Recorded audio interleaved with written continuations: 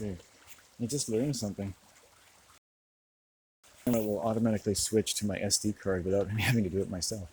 Look at that. You can always learn something. And that's a good segue. I came across here, turned off the camera, put my drink away because there's safety, right? And it's not like a 19-year-old boy could do this with, you know, beer cans. It's not that you should drink beer, but why do I do that? Why do I project beer drinking? I think because so many people do it, and I hope that they're okay with doing it. I assume that they can still go on in life without being condemned to a life of alcoholism, but I really wouldn't encourage it, and I don't like it. I don't want to be around you when you're drunk. Quite frankly, that's my personal preference. But a young person, not drunk, people across there like a gazelle, they could still hurt themselves. But at the same time, they've got a high success rate of probably doing it quite quickly and efficiently over and over again, with a not so high, or sorry, a high success rate that if they fall, they won't become as critically injured as an older person might. If it's lost not muscle mass or bone density, but flexibility. That a person who's athletic enough to jump across a river like a squirrel is athletic enough to save a fall or to fall the right way. And how many people doing how to make a mistake, how to fall. Sometimes it's better to let yourself fall down than it is to sort of flail about, which is why people who are drunk or unconscious even can sometimes sustain less injuries from a fall than someone who's conscious and flailing about. It's just an interesting thing about flexibility and elasticity of the body and energy. I don't want to test, and that doesn't mean you're not going to injure yourself. It doesn't mean the children aren't going to injure themselves at all. And I think the thing is to err on the side of caution. But I also think that it's interesting to think that in some way you could say that to enjoy my life, I have to conduct myself in a way that could easily be called bullshitting. That when a man bullshits about his life, it sounds better, and it's almost good for him. Oh yeah, when I crossed the river by myself with my tablet and my guru caffeine drink, which I collect from the government for having some kind of mental disability, which I don't even know which one it is anymore. It's like whatever it is that keeps this guy from getting a job and thinking that being sexually molested by his family is a bad thing.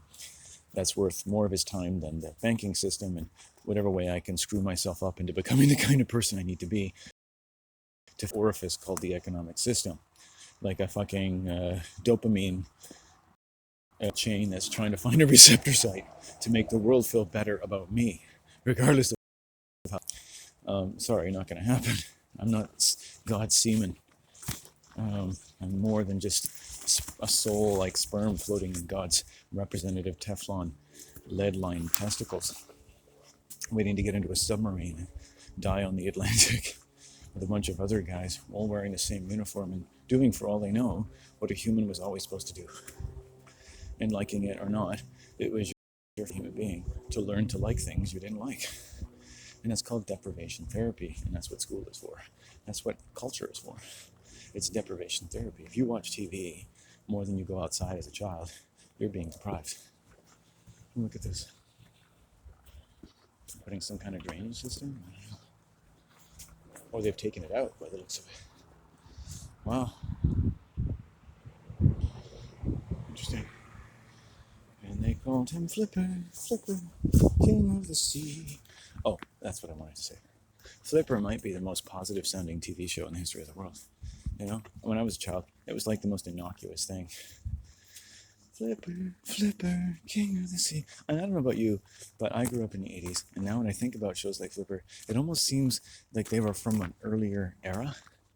Like Three's Company almost seemed like it was already in syndication, and Flipper was like you'd watch films on TV in the 80s and 90s that were kind of old style westerns and movies from the 1950s, Errol Flynn on Sunday with my dad, and they seemed old. I didn't think about it a lot because they had a kind of glossy look to them, which kind of adds to their style. So in some sense, you could say film stock and owing to changes in cinema, in the medium of cinema, and the art and the craft and the science of cinema, it just got better, more technological, more interesting, more punchy. better audio, better editing, more liberty, more room, and more creativity and talent to use that room to make a more exquisite synesthesia for the mind in every way that cinema was supposed to entertain you. Or it could be that it just changed in style. And some people prefer other styles. And as long as music changes styles and fashion changes styles, you're just getting a wider range of choices as to what style you like the best. It doesn't have to be the newest cinema. It could just be, it was great for its time, it wasn't recognized in its time, and you can go back and watch certain movies, no matter how stupid they are, and people are still watching them. People still want to see that Titanic and and see, like, maybe it'll end differently. Because it's the same with Greek myths. These people are meant to watch them even though they know that the character is going to suffer cruelly over and over again. Why do you keep watching the Titanic? Right? Why would you?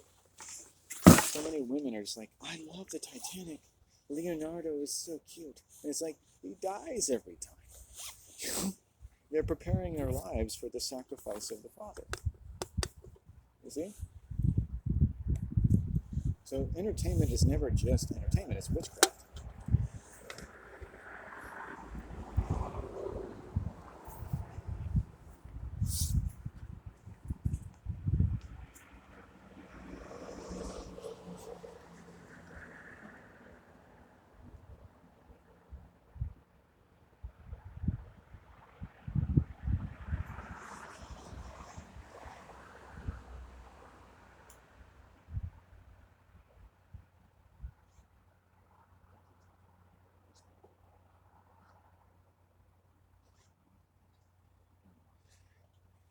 Maybe it's like,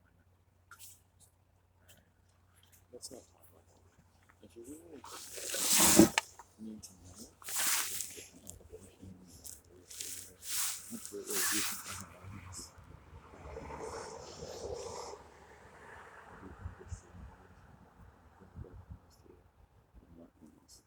it feels bad because he doesn't recognize other people think I'm this. And you're not the first person. So that sucks. It's not your fault, but just understand that. You do some empathy.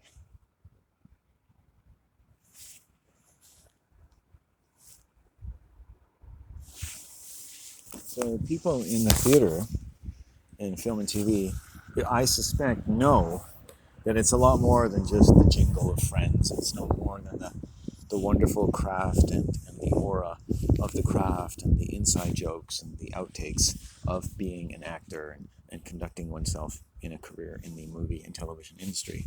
That they know it's all witchcraft. It's all witchcraft. It's all playing on incredibly large themes to which humans have been acculturated and habituated to, like a drug, a kind of linguistic drug, a kind of mythological drug.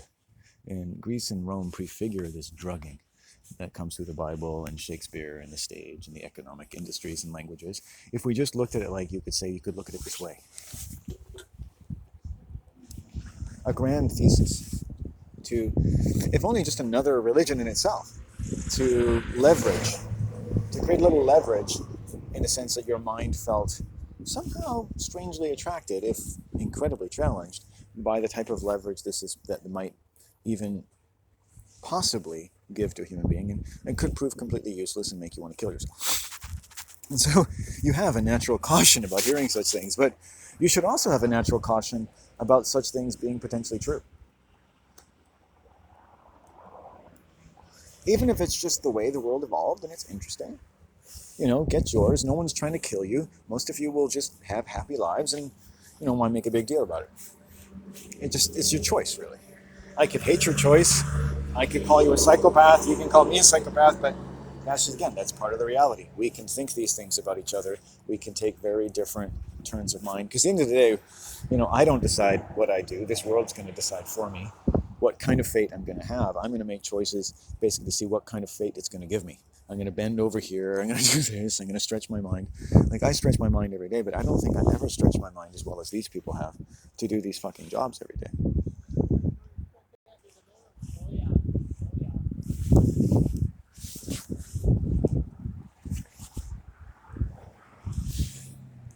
And maybe to an extent we don't like aspects, but I am a working person. And I thought to myself, I should open my channel, with all respect, with a black person saying, yo, look at this white honking man's bullshit.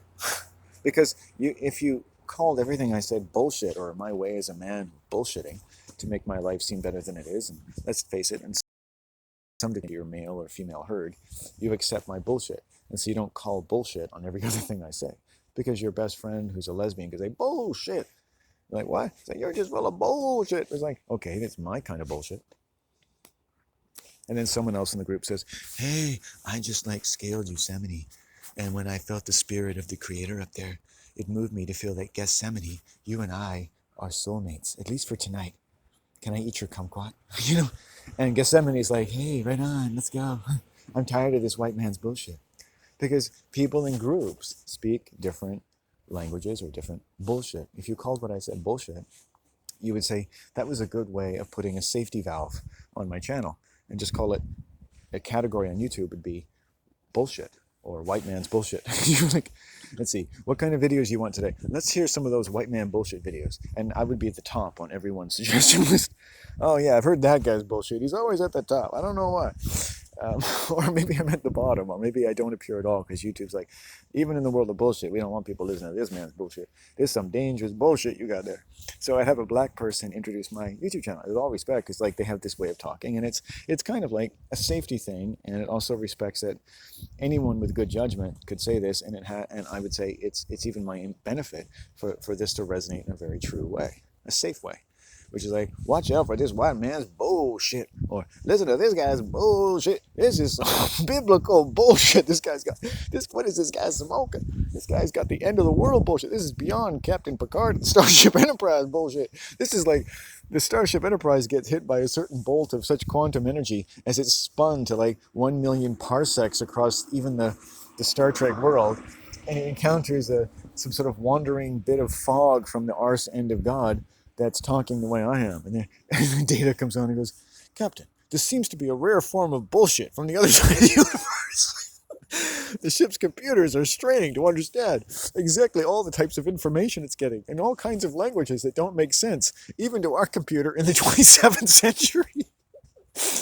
It's good. I'm going to have to do a level 10 diagnostic. And Captain, you'll notice I've never done a level 10 diagnostic. It used to be that 9 was the highest, but I've raised it to a new level to make sure this man's bullshit doesn't fry my circuits. You know, it's like, how long is that going to take? Well, in real terms, probably about 10,000 light years. I think we should leave. I don't think I'm going to be able to do it until we get away from this hunk of bullshit floating at the other end of the universe. I don't know why we got sent here. What plot? What Regina has brought this awful fate upon us. I'm like, Data. He'll be like, Data, Mr. Data, don't break character now. I'm sure the bank can get something out of this bullshit. We'll do our best scientists to see how we can make bank on this cloud of bullshit. Wait a second. We know what that cloud is. We recognize that cloud. That's from the bullshit at the beginning of time. We've gone back to the origins of the universe. It's like this guy's speaking bullshit, and it goes back to the beginning of the Bible. It's like before there was Adam and Eve, there was this bullshit sound in the air. Well, we need to, don't kill them, don't touch them. This is where we come from. You know, when Adam and Eve came out, before they came out on the scene, there was a giant fog of bullshit. That's what this guy is talking to. He's conversing with the Kaaba before the Kaaba. You know, he's the fart at the beginning of the ass stand of the Lord himself. Listen to what he has to say, but that is some bullshit. Bullshit, bullshit, bullshit. Every time this guy opens his mouth, it's a new order of bullshit coming out of it. This man's mouth is an orifice. Let's go orifice. I'm just going to finish this joint. I'm just getting pleasantly high. Before the world comes to an end. I don't know on a day when my mom is seeing my sister what awful tragedy is going to befall.